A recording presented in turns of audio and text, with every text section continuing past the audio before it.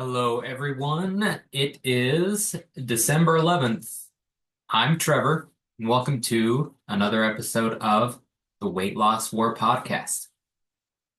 Today, I want to talk about macros, but first, as always, we're going to start with a quote. Today's quote is by Sue Hadfield. Sue said, "It takes courage to examine your life and to decide that there are things you would like to change.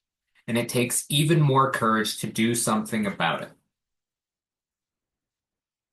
So, all of us here who have decided that we want to make changes, that we have things that we would like to improve upon, I just want to remind everyone that's a courageous thing. It takes courage to examine yourself, see what areas we need to improve, and make the steps necessary to change.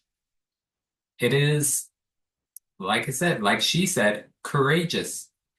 So don't let anyone tell you you have problems or you're weak or anything. You have courage because you are willing to do hard things. All right, so we're going to talk about macros today. The first thing to talk about are what are macros? What are macronutrients?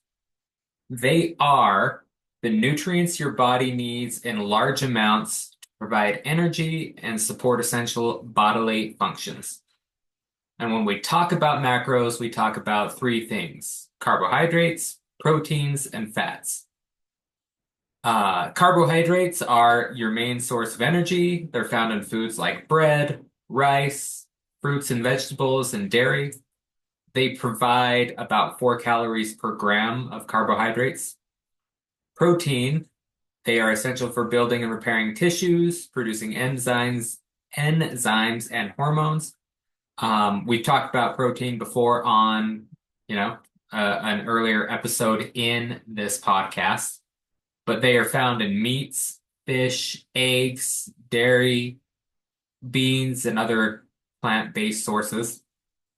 And again, they provide about 4 calories per gram. And then fats. Fats provide long-lasting energy, support cell growth, and aid in hormone production. They're found in nuts, seed oils, fatty fish, avocados, and they provide about 9 calories per gram. So that's what we're talking about when we think of macros. Those three categories: protein, carbs, fats.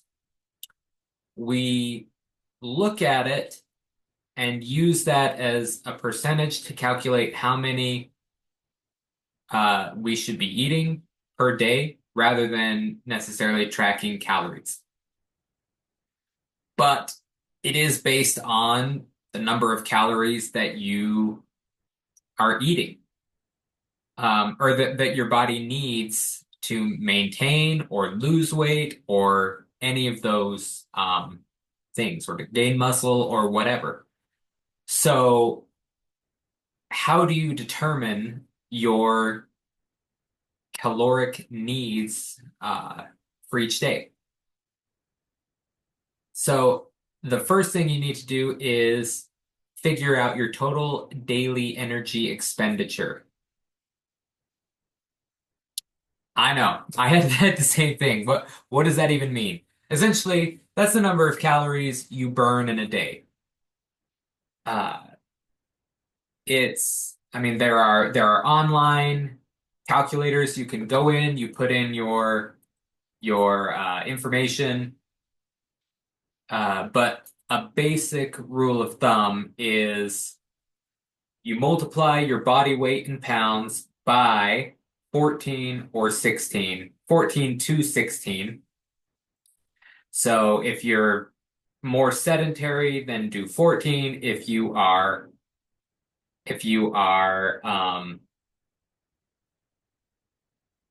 more active, then 16. But that's the range. So if you were 150 pounds, hypothetically, times that by 15, that gives you 2,250 calories, and that's to maintain.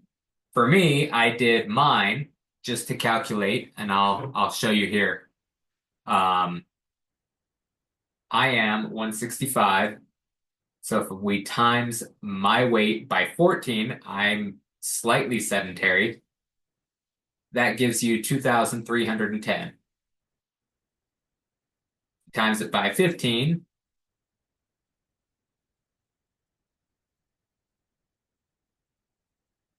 2,475. Now, I prefer, I mean, this gives you a general idea. I would prefer to go online. There are slightly better ways to, or maybe slightly better ways. There are calculators that take into consideration your weight, your age, a little bit more in depth. I did one online. Um, I went to tdeecalculator.net and put in, I'm 34, male, 65, 5'7", sedentary. It gave me 1,976 calories per day. If you do light exercise, 2,265. So you can play around with it. You can do that to see. I guess it just really, really depends on how in depth you want to be. So I would recommend everyone go to this TDEE website to look it up. But then if we said sedentary based on this, so times 13, 165 times 12, 1,980. It looks like they have, levels. If you are sedentary, times it by 12. If you have, light exercise, 14, 15, 16. I'm not a nutritionist. That's why I prefer the calculator online, but that kind of gets you the ballpark. So anyway, we've done that, but what does that mean for us and macros? How are we going to calculate, how much protein, how many carbs, how much fat we need, all of that. There are three basic plans people that people uh, talk about, I guess. Um, there's a balanced diet, there's high protein, and then low carb. For a balanced diet, they say generally you should have 40% of your calories come from carbs, 30% from protein, and 30% fats. Then they say for high protein, 35% protein, 40% carbs, 25% fats. And these are your macronutrient ratios. Then you say low carb. For low carb, you do, and that's like for keto, etc. 5% carbs, 20% protein, 75% fats. And then you adjust these based on your goals, weight loss, muscle gain, maintenance. It's important to set the right ratios for your goals. And then you move on to the next step. And that's calculating your macronutrient needs. So what you do is you say, okay, carbs. I need, well, let's say go to 2,000 just for daily daily a daily generic calculations because it will be easy. So based on a balanced diet, 40%, 30%, 30% split, you would take the carbs and you take your number of calories times by 40%, which is your macro percentage, excuse me, of carbohydrates. So you say, okay, we're going to do 40% for carbs. So you take 2,000 times 40%, and then you divide it by 4 because that's how many grams of carbs are in a calorie. And that gives you your macro number for carbs for the day. So 2,000 times by 0.4, 40%, divided by 4 gives you 200 grams. Then you do the same thing for protein times 30%. 2,000 times 0.3 divided by 4, that gives you 150 grams. And then fats, the same thing, but instead of 4, you divide it by 9 because there are 9 calories per gram of fat. So then you get 67 grams of fats per day. And that becomes what you're trying to hit. You're trying to get 200 grams of protein or of carbs, 150 grams of protein, and 67 grams of fat. So that's how you calculate your carbs, and then or your macros, excuse me, and then after that you try and maintain those limits. You want to get 150 grams of protein a day, 200 grams of carbohydrates, 67 grams of fat, and then you can look at, the back of the nutrition labels. You can calculate, how you, gosh, I don't know. I don't know how to calculate each individual thing. You look on the back of the wrappers, you look up how much, it takes a little bit of work. You look at the nutrition labels, things like that. You can find grams, protein, fats. You look everywhere, you will find those in grams. On everything you eat, everything from the store, you can look up all of that. Get a kitchen scale.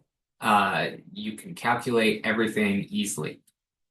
That way, you are meeting your nutritional needs and the calories are falling into place. You don't have to count calories, you just basic things to get you there.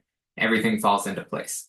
It's easy and it's sustainable, and that's why I prefer and recommend all of the patients to come through my clinics calculate their macros and follow a macro diet because it is easy to calculate, it is easy to adjust. And then you track it. You can use apps, MyFitnessPal, Chronometer, or Lose It to log your food. They make it easy. You can scan your barcodes or you can input it manually and keep track of that. But it helps you plan, it helps you stay within your caloric needs, I guess, as long as you are eating as long as you are meeting your macros, you are fine. As long as you're not going over or above, you are doing fine. And then for weight loss, you've got sustaining, you've got high calorie, high protein, keto, low carb, all of that. You can decide which one you want to do. For my weight loss patients, I generally recommend high protein because as you're losing weight, you want to make sure you're maintaining as much muscle mass as possible. So you need as much protein as you can get so you're not losing muscle instead of fat. It's the same reason we recommend being, active and exercising so you can maintain your muscle and lose fat instead of, losing muscle mass. But how we help patients calculate how they should meet or calculate their weight loss macros. So we do the TDEE. You find your maintenance calories, And then you subtract 500 to 700, or yeah, 500 to 700 from that number. So for me, I would take 500 from 2000 and say, all right, I'm going to try and stay under 1500 calories and then calculate my macros based on that. Or 2250 and say I'm going to stay under 1750. You do that, and then you can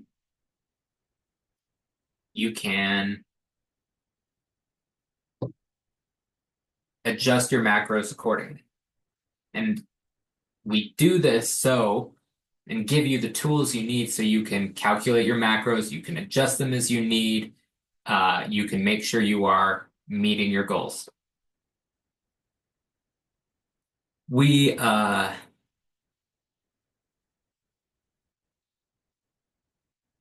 recommend, prioritizing lean sources of protein and focus on healthy fats, and then choose complex carbs like vegetables, whole grains, and fruits. Really, you need to be monitoring your progress every 2 to 4 weeks and then adjust it as needed.